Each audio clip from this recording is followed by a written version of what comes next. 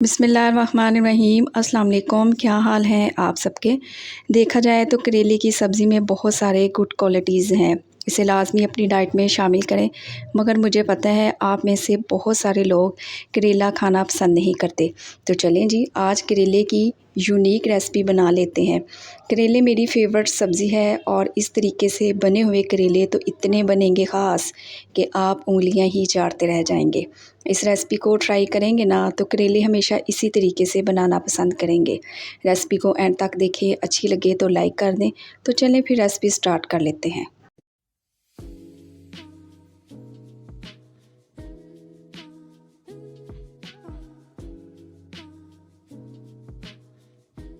करेले की ये जायकेदार सब्ज़ी बनाने के लिए तो सबसे पहले मैंने बीफ का कीमा इस्तेमाल कर रही हूँ। ये मशीन का निकला हुआ है, आप हाथ का भी ले सकते हैं। अगर हाथ का ले लें तो क्या ही मज़ा है। चलें जी, अब इसके साथ ही मैं इसमें शामिल करूँगी 2 बड़े साइज़ के मेरे पास हैं प्याज और 2 ही बड़े साइज़ के मेरे पास टमाटर, 3 से 4 सब्ज़ मिर्चें हैं जिनको मैंने इस तरह से रफली कटिंग किया है। इसके साथ ही मैं इसमें शामिल करूँगी 1 टीस्पून है मेरे पास लहसुन अदरक का पेस्ट, हाफ़ टी स्पून इसमें डाल देंगे नमक, हाफ़ टी स्पून इसमें डाल देंगे सुरख मिर्च का पाउडर, 1/4 टीस्पून इसमें डाल देंगे हल्दी पाउडर और हाफ़ टी स्पून इसमें डाल देंगे खुश्क धनिया पाउडर। इसके साथ ही मैं इसमें शामिल करूँगी 2 दालचीनी की स्टिक्स हैं, ये इसमें डाल देंगे। 5 से 6 लौंग हैं, वो इसमें डाल देंगे। जो टिपिकल स्मेल आती है ना कीमे से, वो नहीं आएगी बल्कि खुशबू आएगी। इसके साथ ही मैं इसमें शामिल करूँगी 2 गिलास पानी है, वो इसमें डाल देंगे और अब इसको अच्छे से मिक्स करेंगे। अगर आप प्रेशर कुकर का इस्तेमाल कर रहे हैं ना तो फिर पानी की मिकदार को आप कम रखें। चलें जी, अब 30 से 35 मिनट के लिए इसको अच्छे से पकाएंगे। तो जब तक कीमा पक रहा है तो जल्दी से करेले छील कर तैयार कर लेते हैं। फ्रेश करेले आए हैं मार्केट में बड़े ही ज़बरदस्त। तो 3 पाव मैंने कीमा लिया है और 3 पाव ही मैं यहाँ पर करेले इस्तेमाल करूँगी। आज ही इस रेसिपी को ट्राई करें करेले। तो मैं करेलों को यहाँ पर हल्का हल्का सा ऊपर से छील लूँगी इस तरीके से।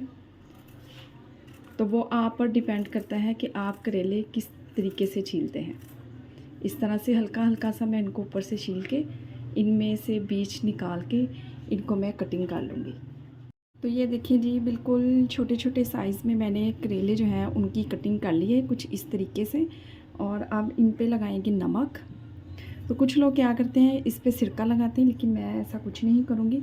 नमक लगा के अब इसको अच्छे से मिक्स करेंगे और इसको छोड़ देंगे जी। अब करेले जो हैं इनको फ्राई करते हैं। तो यहाँ पे मैंने हाफ़ कप कुकिंग ऑयल ले लिए हैं और अब इसमें शामिल करेंगे करेले। इनको मैंने अच्छे से धो के मलमल के कपड़े में मैंने इनको अच्छे से निचोड़ लिया और ये देखें कितने अच्छे से ये बिल्कुल सॉफ्ट हो चुके हैं। और ये देखें जी, करेले जो हैं वो अच्छे से ब्राउन हो चुके हैं, अच्छा सा इन पे कलर आ गया। तो अब इनको उतार लेंगे। चलें जी, अब कीमा चेक कर लेते हैं। तो इसको भी पकते हुए 30 से 35 मिनट हो चुके हैं। तो ये अच्छे से पक चुका है। तो अब क्या करेंगे कि जो करेले फ्राई करके रखे हुए थे ना, वो इसमें शामिल करेंगे और अब इसको अच्छे से भून लेंगे। चलें जी, अब यहाँ पे मेरे पास है 2 टीस्पून के करीब मीठे वाली दही है, अच्छे से फेंट के वो इसमें शामिल करेंगे। इससे क्या होगा कि जो करेले हैं वो कड़वे नहीं बनेंगे, बड़े टेस्टी और मज़े के बनेंगे। चलें जी, अब इसको अच्छे से मिक्स करेंगे और इसके साथ ही मैं अब इसमें शामिल करूँगी, यहाँ पे है मेरे पास एक बड़े साइज़ का प्याज और एक टमाटर। ये डाल के मिक्स करेंगे और इसको अब दम पे रखेंगे। और माशाल्लाह से 10 मिनट के बाद आप कीमे करेले की लुक चेक करें। खुशबू तो मैं आपको बता नहीं सकती, देखते ही भूख भर जाएगी।